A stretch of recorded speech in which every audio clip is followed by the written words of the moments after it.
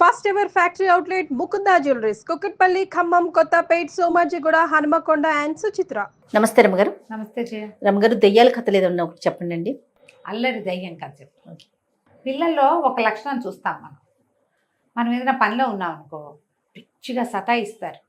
వాళ్ళకేసి చూసేదాకా ప్రాణాలు తీస్తారు. ఏమిటంటే కాన్సన్ట్రేషన్ తన మీదే కావాలి. మన అటెన్షన్ సీకింగ్ పిల్లల్లో చాలా సహజంగా ఉంటుంది. ఎవరైనా వచ్చినప్పుడు ఇంకా ఎక్కువ అల్లరి చేస్తారు కదా. అటెన్షన్ సీకింగ్, అటెన్షన్ కోసంతో పాటుగా వాళ్ళు ఏదడిగితే అది మనం ఓకే చేసేస్తామంటే అమ్మగారు నేర్చుకుంటారు.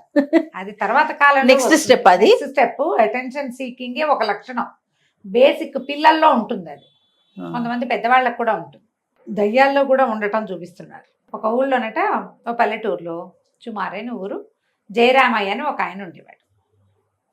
ఆయనకి భార్య గతించింది, ఒక కుమారుడు కోడలు కూడా ఉన్నారు. వాళ్ళది చక్కటి మండువ ఇల్లు.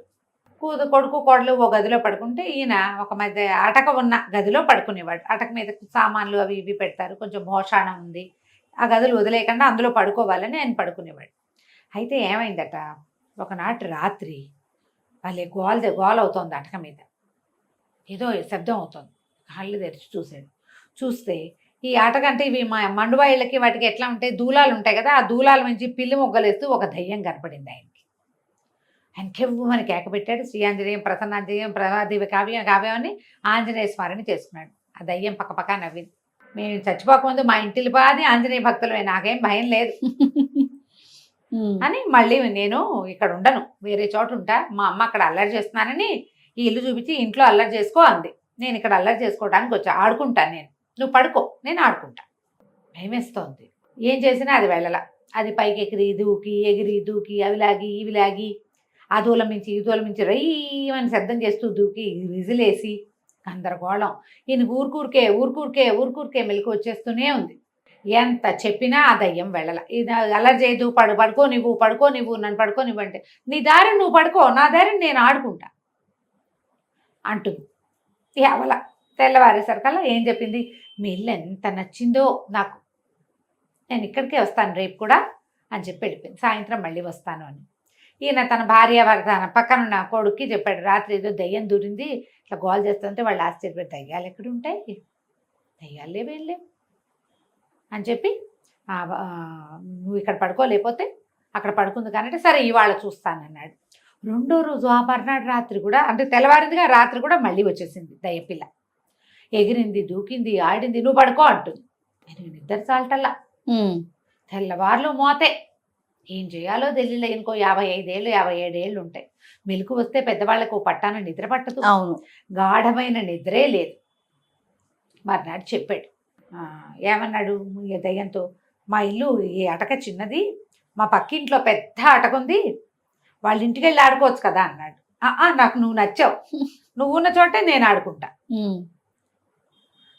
సరే కొడుక్కి కోడలకి చెప్పాడు, ఇలా ఉంది అంటే వాళ్ళు ఏమన్నారు, ఈయనేదో దీనికి లోనవుతున్నాడు, ఏమంటారు దాన్ని, హెల్యూసినేషన్కి, భ్రమకి గురవుతున్నాడు నాన్న పెద్దతనంతో. నాన్న మేము ఆ గదిలో పడుకుంటాం, నువ్వు ఈ గదిలో పడుకో.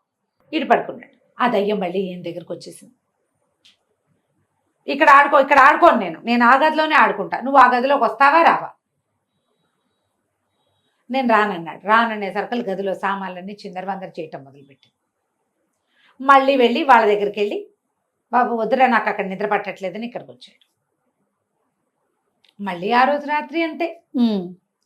ఇక విసిగిపోయాడు.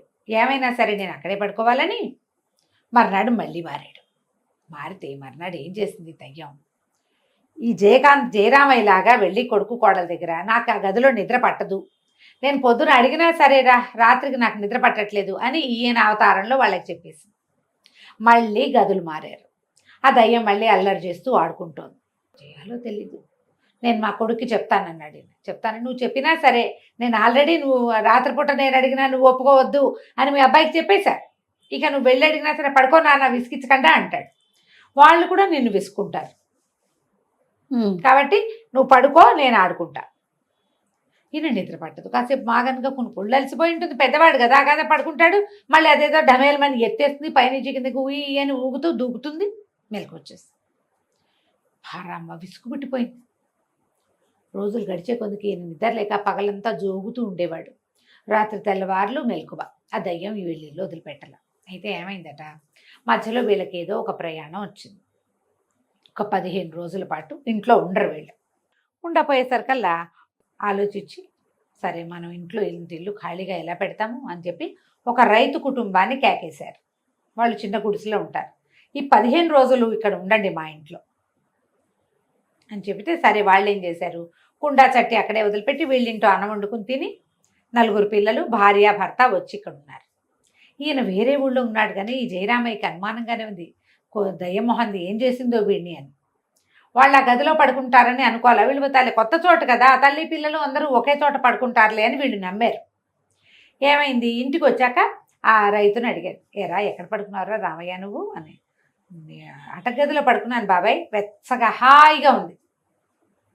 ఒళ్ళల్లా పగలల్లా పనిచేసి వచ్చేవాడినేమో, వెచ్చదనానికి ఎంత హాయిగా నిద్ర పట్టిందో. మా ఇంట్లో అంత సుఖ నిద్ర ఎరగని నేను, ఇక్కడ ఎంతో బాగుందన్నాడు. ఈయన ఆశ్చర్యపడి, ఇదేంటి వింతగా ఉందే, ఎలాగయ్యా ఎట్లా ఈ దయ్యం వీడిని వదిలిపెట్టేసింది నాకు అర్థం కాదు. వీళ్ళు ఇంటికి వచ్చిన తర్వాత 2వ రోజున పక్కింటి వాడు కుర్రాడు వాకిట్లో నిలబడి ఏదో కబుర్లాడుతూ, ఏంటోరా మా నాన్న దయ్యం కనపడుతోందని గోల పెడుతున్నాడు అని చెప్పాడు. చెప్పేసరికల్లా వీళ్ళు ఆశ్చర్యపోయారు. ముందు మన ఇంట్లో మన నాన్న దయ్యం అని గోల చేసేవాడు, ఇప్పుడు వాళ్ళ నాన్న గోల చేస్తున్నాడు ఏమిటి? అయితే జయరామయ్యకి ఏం డౌట్ వచ్చింది, మన ఇంట్లో ఉన్న దయ్యం మొహందే వాళ్ళ ఇంట్లోకి వెళ్ళిందేమోనని. ఎందుకంటే ఈయన మొదట చెప్పాడు ఈ అటక పెద్దది అని. సరే ఏం చేశాడు, మర్నాడు రాత్రి వాళ్ళ ఇంటికి వెళ్ళాడు. ఇవాళ ఇక్కడ పడుకుంటాను వెళ్ళేసరికల్లా ఆ దయ్యం కనపడింది.